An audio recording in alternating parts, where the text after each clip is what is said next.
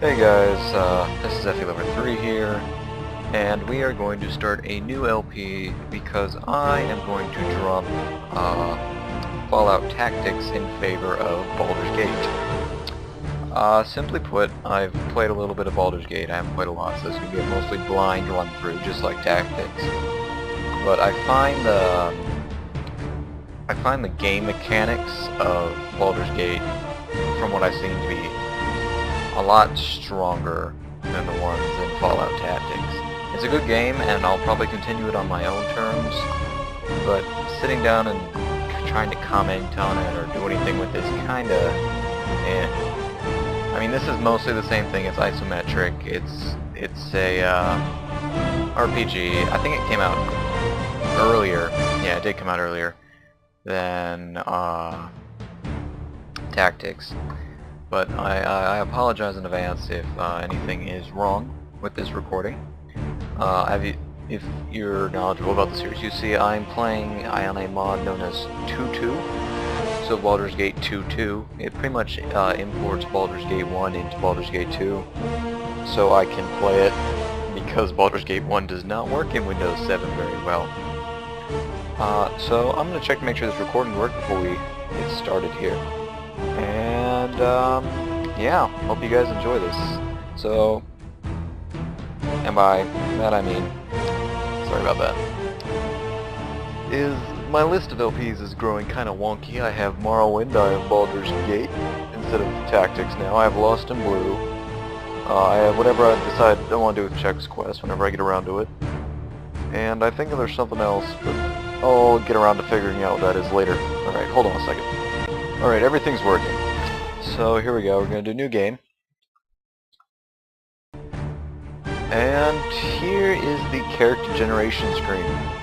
From what I can tell, you can be male or female. It's pretty much equal. From what I have read, it's based on this entire game, unlike Fallout Tactics, which I think is based on its own engine. This is mostly based on the Advanced Dungeons & Dragons 2nd edition rule set, I want to say. It runs a lot better than Tactics, and it's a lot smoother than I've found. Problem being is a lot of these portraits suck. So I'm just gonna go with this one. No. I'll just go with this guy. We are gonna be human, because I am entirely... Alright, let's just slow down that. Okay, so from what I've understood, races, just if you've ever played a role-playing game that's actually a role-playing game, or you've role-played on a forum or something like that, races generally determine things like your initial stats, your innate abilities, and they all have certain attributes that make them good at certain things. Elves, for example, are good at archery and I think magic, but humans are pretty much the, well, they can do a lot of things. Half-elves are kind of just normally, they're kind of just better than humans in all around, but I'm gonna go human. No, screw that. I'm gonna go half-elf. They're half-elf, half-human. Yeah.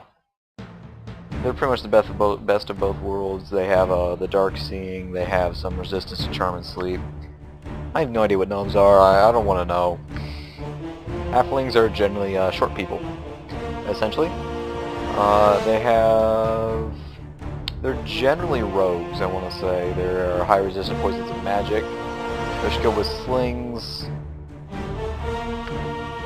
Dwarves are really short people who are really good at hitting things, and half-orcs are, well, much like half-elves, they're half-human, half-orc, and they are good at punching things in the face. But we're just going to go with half-elf because why not? And by that, I mean I'm going human, I'm sorry. Class. Now, if you've ever played, once again, a role-playing game, you generally choose a class at the beginning of it. This determines what weapons you are specialty and then what abilities you might get. It's a career, essentially, what it's saying right here. So you have your fighter, which is your hit things, your ranger, which is your shoot things, your paladin, which is a very good people.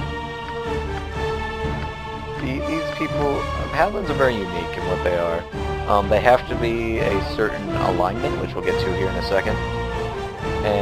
But unlike, say, a good fighter, paladins have special rules they have to follow. Or at least they do in some games. I'm not sure about this one because I haven't played it that much. I literally got it for Christmas. Clerics heal things, generally, or they can destroy things. And they can destroy things and heal things, but they're generally the more supportive version. Druids are essentially clerics of nature. Mages are, well, mages, and there's a lot of mages. Thieves, I hope you know what a thief is. I have no idea what a bard is. But a very different one from a thief. The bard is just strong personality.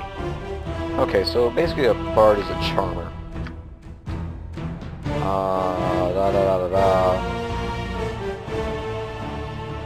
Okay, so a sorcerer is an intuitive wizard. So basically they just kind of know their spells. They don't really have to think about it. Monks are they're monks. I mean, I hopefully you know about monks. All these things. Barbarians are pretty much extremely rage-filled fighters. But we're gonna go ranger and we're gonna go archer because this is like a stealth. This is a beast thing, I think. Beast master. But archers are what I like. I like archers.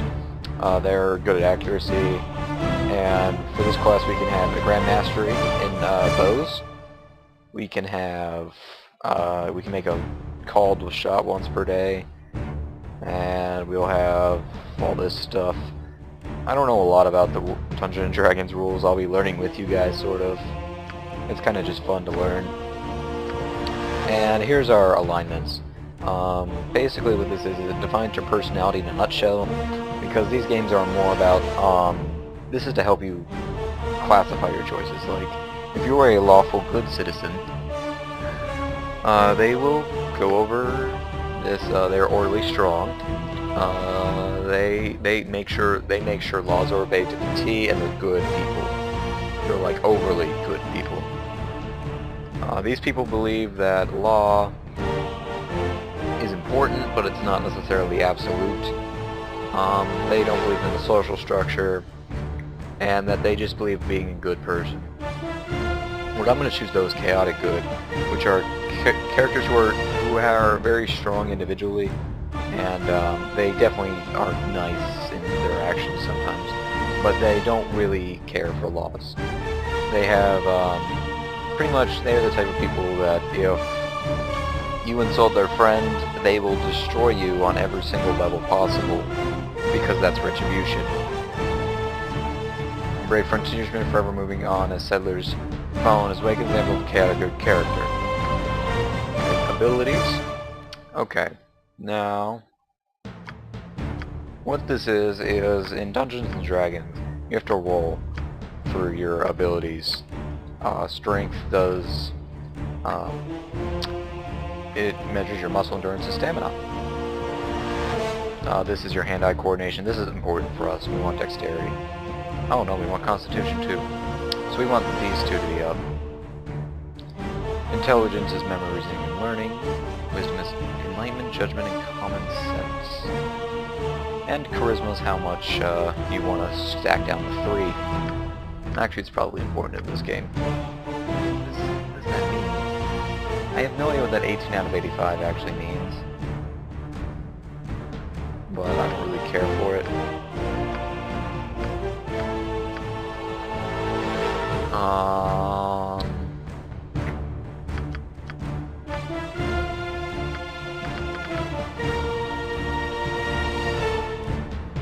I like these. We'll just stick with this. I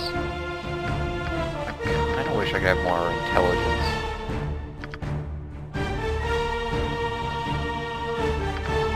Make him a slightly unlikable douchebag. because I like intelligence. It's just always something I've ever liked. Alright, skills is, well, you know, pretty much this is deciding which weapons you want to use. I have no idea why I start with 2 and 2 weapons, but I don't really care for it. I'm just going to put it on the longbow, because that's what I decided I wanted to use. Basically the only difference is a short bow is a short bow and a long bow is a long bow. I don't know, like, the actual, like, difference, because I haven't read through all these. Because we're not using any of this stuff. We're not using bow, we're not using single weapons and whatever. So, there's that. And we're a ranger. We're a subclass of ranger. Rangers pretty much try to kill certain types of creatures that they're really good at killing. I have no idea which one's actually the best one to focus on, but I like focusing on ghouls, because I'd like to think that if I wanted to kill things, I'd kill ghouls. Oh, actually no, that's a bitch.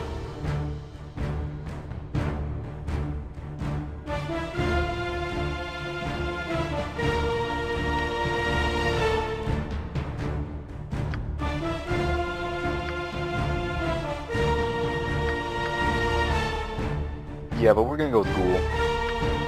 Or lich. Let's be a lich hunter. That sounds cool. And appearance. We just gotta change our hair. No. There we go. Major is gonna be dark green. Minor is gonna be that.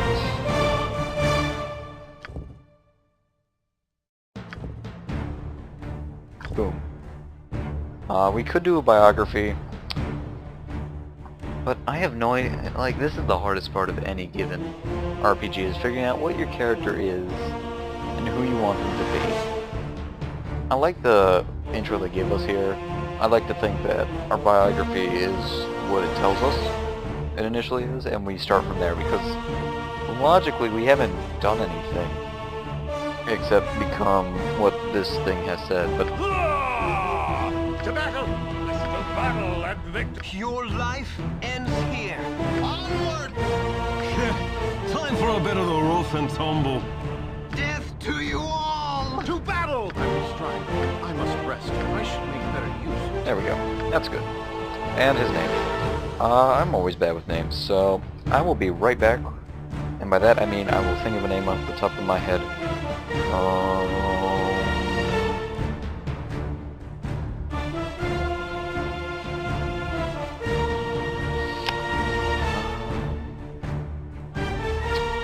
That's the problem. I always have a hard time with names too. This is if you've ever done a role-playing game, or ever a game like Ever, where you don't just name everything after yourself. Thinking of a name is incredibly annoying. Let's call him Nate.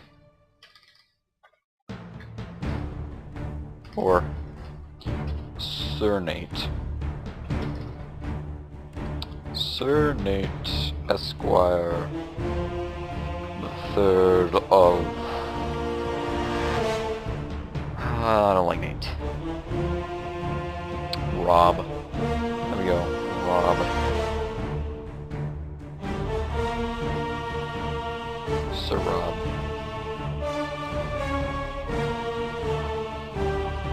Okay, we're just gonna make him Rob. But we need to go back to his appearance real quick and change his hair because I didn't like it.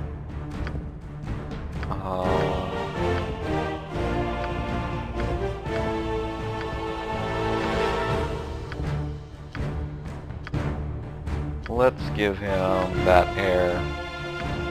We'll make his clothes different. We'll give him like that dark purple and the dark orange. I think that looks a lot better.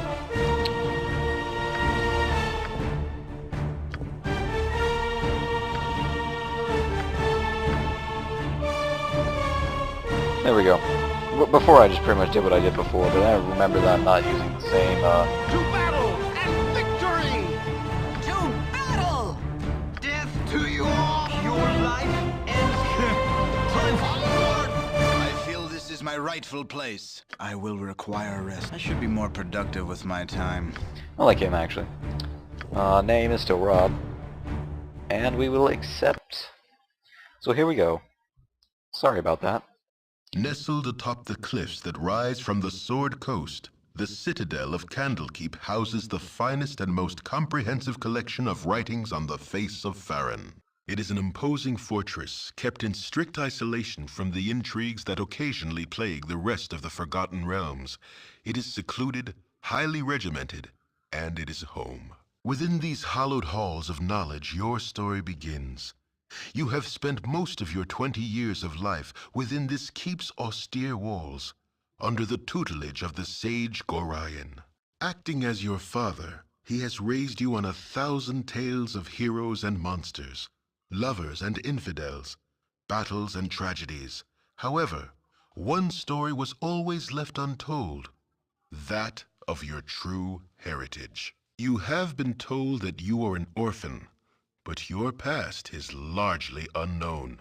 Lately, Gorion has been growing distant from you, as if some grave matter weighs heavily on his heart.